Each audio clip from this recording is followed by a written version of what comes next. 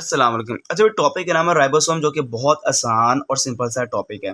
Ribosome basically tiny granular structure है। इसको सबसे पहले जिसने फर्स्ट ऑब्जर्व किया था जॉर्ज पैलेट इन 1953 में इसको सबसे पहले डिस्कवर किया गया। अगर देखा जाए राइबोसोम की पहचान है, ये नॉन मेम्ब्रेनस ऑर्गेनेल है, इसमें कोई मेम्ब्रेन मौजूद नहीं होती। ये प्रेजेंट होता है बहुत प्रोकैरियोटिक और यूकैरियोटिक दोनों सेल्स के अंदर मौजूद है, पर एक सेल को छोड़ के एक्सेप्ट ममेलियन आरबीसी। ये आरबीसी जो ममेलियन आरबीसी है इसमें मौजूद नहीं होता। बाकी प्रोकैरियोटिक और यूकैरियोटिक सब के अंदर आपको नजर आता है, जिसका नाम क्या राइबोसोम्स है। ये स्मॉलेस्ट सेल ऑर्गेनेली है, therefore they are also called organelle within an organelle. ये एक सबसे छोटा ऑर्गेनेली है जिसको कहा जाता है ऑर्गेनेली के अंदर ऑर्गेनेली, मतलब जिसको टाइटल मिला है उसका नाम क्या राइबोसोम है। कंपोजिशन के लिहाज से प्रोटीन और राइबोसोमल आरएनए से मिलकर बनता है राइबोसोम। इस वजह से आप इसको नाम देते हैं राइबो न्यूक्लियोप्रोटीन। हाँ, मैं आपको ये बता दूं, जो प्रोकैरियोटिक राइबोसोम्स हैं उनके अंदर राइबोसोमल आरएनए 60% है और प्रोटीन 40% है। मगर जो यूकैरियोटिक राइबोसोम्स हैं उसके अंदर प्रोटीन 60% है और राइबोसोमल आरएनए 40% है। प्रेजेंस के लिहाज से अगर राइबोसोम की पता लगाया जाए कि मौजूद कहाँ पे होता है, तो ये एग्जिस्ट होता है दो जगह पर। या तो फ्रीली स्कैटर्ड होगा साइटोप्लाज्म के अंदर, या तो ये अटैच फॉर्म में नजर आता है आर के साथ। ये आपको नजर आता है, ये प्रेजेंट होता है माइटोकॉन्ड्रिया के अंदर भी और ये नजर आता है आपको क्लोरोप्लास्ट के अंदर भी। इसीलिए तो मैंने कहा था कि माइटोकॉन्ड्रिया एक खुद ऑर्गेनेली है और क्लोरोप्लास्ट भी एक खुद ऑर्गेनेली है, इसलिए इसके अंदर राइबोसोम मौजूद है। आप कहते हैं organelle within an organelle, अगर कोई है तो उसका नाम क्या है राइबोसोम्स हैं। नंबर के लिहाज से 500 मिलियन राइबोसोम्स कॉमन होते हैं यूकैरियोटिक सेल के अंदर। हर राइबोसोम के दो सब यूनिट हैं, जैसे यूकैरियोट के दो सब यूनिट ये हैं, प्रोकैरियोट के दो सब यूनिट ये हैं। लार्ज वाला 60 है यूकैरियोट का और स्मॉल वाला 40 है। प्रोकैरियोट का लार्ज वाला 50s है और स्मॉल वाला 70s है। जब ये दोनों आपस में मिलते हैं तो 80s बन जाता है, जब ये दोनों आपस में मिलते हैं तो 70s बन जाता है। जो बाकी जो नज़र नहीं आता वो माइनस कर दीजिएगा, जो नज़र आता है विजिबल होता है वो आप काउंट कर लेंगे। तो 20% हाइट हो गया और यहाँ पे 10% हाइट हो गया, जिस वजह से ये 70s है और ये क्या आ गया 80s आ गया।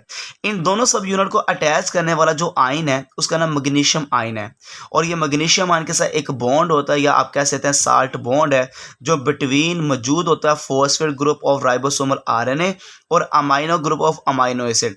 इसका मतलब प्रोटीन के अमाइनो एसिड के दरमियान और फॉस्फेट जो राइबोसोमल आरएनए है उसके दरमियान जो बॉन्ड बनता है साल्ट बॉन्ड, इस बॉन्ड की वजह से ये दोनों सब यूनिट क्या होते हैं आपस में अटैच होते हैं। वैसे राइबोसोम के दोनों सब यूनिट सेपरेट रहते हैं, ये दोनों आपस में अटैच होते हैं इस बॉन्ड से, और ये बॉन्ड किनके दरमियान बनता है phosphate group of ribosomal RNA और amino group of amino acid है।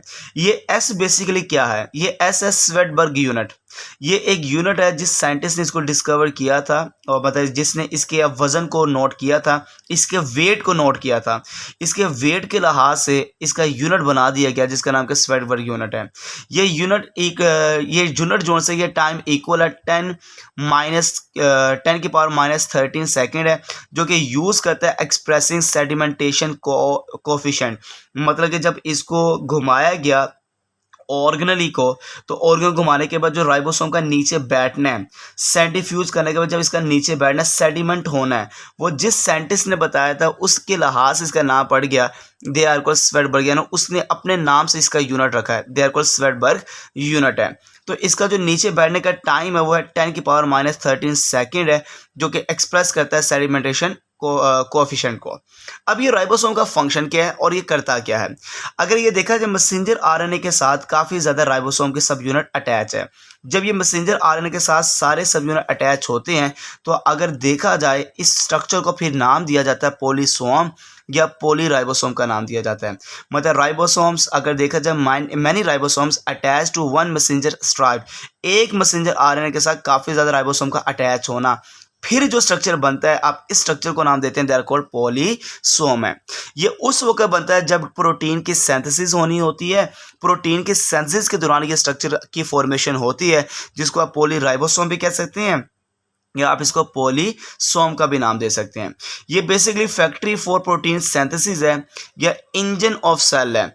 सेल का जो इंजन है वो राइबोसोम को कहा जाता है, जो प्रोटीन को बनाने वाली फैक्ट्री है वो कौन है बेटा, राइबोसोम है। जज़ाकल्लाह खैर।